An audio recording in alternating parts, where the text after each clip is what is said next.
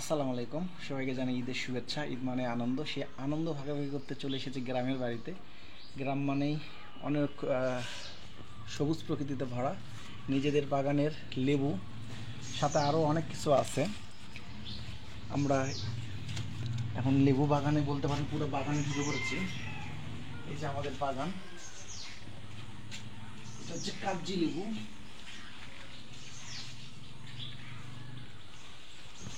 আমরা এখন এই লেবুটা ছিঁড়বো। লেবু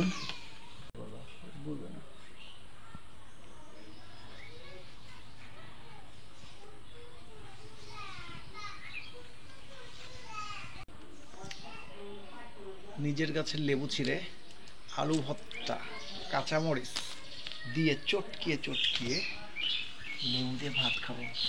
এই যে চলে এসেছি নিজেদের কাঁচামরিচের বাগানে। এখন কাঁচামরিচ ছিঁড়ে নেব।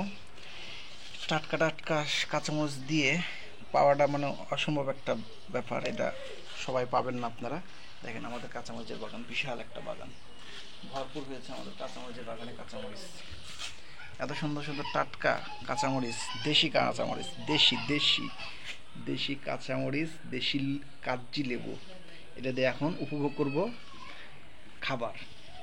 তো সো এভরিওয়ান, ভালো থাকবেন সেই পর্যন্ত। Bye bye.